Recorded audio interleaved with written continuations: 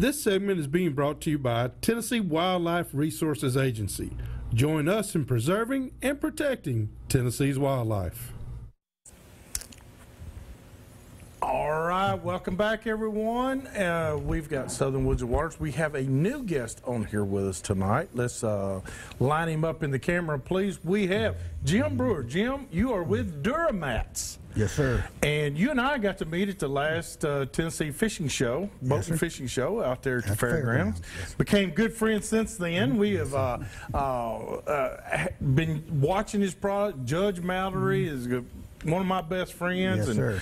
he's blowing up Facebook all about Duramatz. Yes, sir. And he's happy with it. well, he doesn't come off stumbling and off the boat after he's fished all day, you know. And he's I hate to say, he looks like he's got more energy. Well, I actually talked to him last night, and he said that it's just awesome, and that he does feel better when he gets done. He does a great job. And now you guys live right there in, really, is it Cumberland Furnace or Cumberland City, Stewart County, right outside of I'm actually closer to Erin than I am Dover. Okay. So you guys are located there. Now the product that you've got that we want to talk about is, it's a mat that can go over your existing carpet in your boat. Yes, sir. Or if you don't have any carpet, you can still go right down on the fiberglass or the aluminum, whatever you got. But it goes on there. It's got some padding to it that helps you get through the waves and all day being on your feet and sitting up there. How'd you create it, first of all? Did you see a need? Yes, sir. Well, actually, manufacturers of boats started putting padding on the deck. Right. A friend of mine had purchased a new boat. Was lucky enough to fish with him one time and got to stand on it, and it's like, what in the world's this, and because he hadn't told me about it. And I said, man, I got to have something like that, but I couldn't afford to buy a brand new boat to have that. So I said, I'm going to make me one of those or something like that. So it kind of went on. I had another good buddy that wanted it, was having back troubles and whatnot, and we were back and forth saying, well, won't you make something, and he finally talked me into doing it. So I actually kept putting it off, and I woke up one morning. It was probably about 4 o'clock in the morning. My wife Renee and I couldn't sleep, and I just said, you know what? I believe I can make one of these. Let me see the little one, the little mat. Yeah, this is one. Can we get a close up of that? Now, this is one that you guys designed for the back fishermen, the one in the back of the boat, right? Right. Well, this particular one is more of a sample. This right here is a custom, what I call a custom mini mat. Hold that, and normally it's kind of cone shaped or whatnot. Right. I just kind of customized this to show how versatile it was. You can put it on the front of the boat.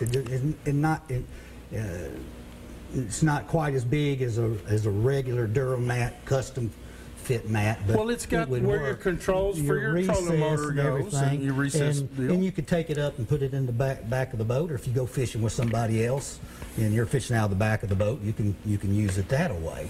Now, this extra padding, it's what kind of padding is that? This is 3/8 inch neoprene anti-fatigue padding. It's closed cell foam. Okay. It doesn't absorb any water or oils or anything. So Can I tell you what I noticed about it? What is that? Most closed cell foams, if you slide too much on them, they break apart. This doesn't. This doesn't.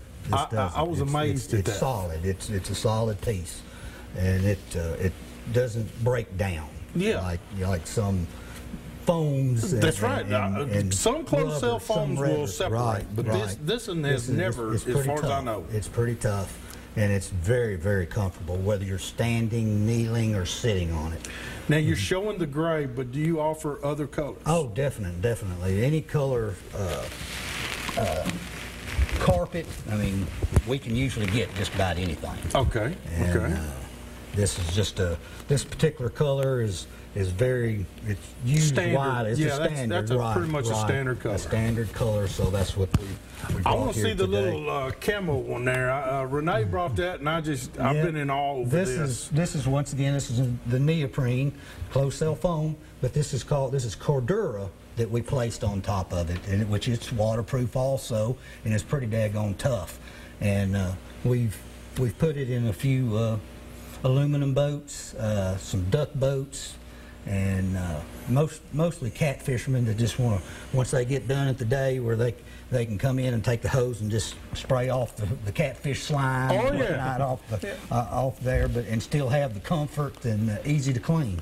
And look at it. Can we get a shot off to the side of it here? I mean, that's some pretty thick stuff right there. That's 3/8 inch. That's awesome. Normal factory padding is at a quarter. And Right. I wanted mine to be softer and more comfortable than that. And more durable. Yes, sir. More durable. Yes, sir. Which hence the name Duramatz. I mean, this is a durable mat that you can have in your boat, and Lord knows, if you've been out there and fished 4, 5, 6, 7, 8 hours out on the front end of a boat, you're looking for some comfort at the end of the day. I promise you. So great job on this. And hey, you can start calling us here. Our phone number is 615-737-7767. We'll start taking some of your phone calls right now. But until those calls start coming in, how do people get a hold of you? Well, we've actually got a website, which is www.duramatz.net. And that's DURAMATZ. MATZ. .net. So it's on the screen there, www.duramatz.net. And I noticed that they've got it to where, or you have it to where you could tell what model boat you have, what year model. So you have templates for just about everything. The more I do, the more I accumulate the templates, where it makes it easier on me and quicker getting them in and out. All right, what's the turnaround time for somebody who wants to say? On a mat, on a custom cut mat for the front of the boat, we're looking at most of the time about 3 days. Okay. 3 days. Like what we normally try to do is maybe get a person's boat. Let's just say Sunday evening. After they get done fishing over the weekend, we'll get your boat Sunday evening and try to have it back to you Wednesday, or maybe at the latest Thursday, and you can go fishing again. You're ready to go again on Friday. You call the boss and go, oh, I'm so sick. Right. Go on out there Friday. Yes, sir. And then your boss ain't gonna like it, because he's gonna find out you're on Duramatz. There ain't nothing wrong with you. Right. Can't complain then, can you? We just are so tickled over this. I got to see it at the boat show. That was the first time I got to see it. A lot of people talking about it. Hoppy, John Hopkins, yes, Hoppy, he's all on board. Everybody that tries it just falls in love with it. Yes, sir. And if you're going to spend time in that boat, you might as well spend it in comfort. It definitely. We've got a logo or a saying: once you've fished on it, you don't want to not be fishing on it. That's right. You know when you're not standing on it. That's for sure. What color we got? We got Chris. Chris, how can we help you tonight? Yes, I was curious if anybody's heard how the bluegill fishing is coming on Center Hill. Center Hill. You had to throw Center Hill to me. I could have told you any lake but Center Hill. You know what? I guarantee you that I don't know that the water temp's up high enough for them to be bedding yet on Center Hill, because that is a naturally cold lake. So I would say that they're not. If I were guessing, man, I would say that they're not on bed. But I will say this: if the bass have spawned, and I think they have on a lot of lakes, and they're still spawning, I'd say they're still in the process of spawning on Center Hill. Those bluegill are going to be raiding those nests left and right. So I would still find those flats where normally bass would spawn, and that's where I'd concentrate on catching bluegill right now. Very good. I appreciate the information. You're quite welcome. We wish you the very best of luck. All right. Have a good night. And we got Mike. Mike, how can we help you tonight? Hey, Hugh. Hey, I just thought you might want to know kind of catching quite a few crappie down this way on Kentucky Lake, and just thought you might want to know. My dad caught about a 3-pound crappie down here the other day and got 6 fillets out of it. But you might want to head down this way and help us catch him a bunch of fish, man, and have a good night. Thank you, Mike. And are you talking about the New Johnsonville area? He's gone. Okay. He's got to be, if he's talking about this side of Kentucky Lake, I think he would be talking about New Johnsonville, Birdsong, out front and Birdsong. Probably so.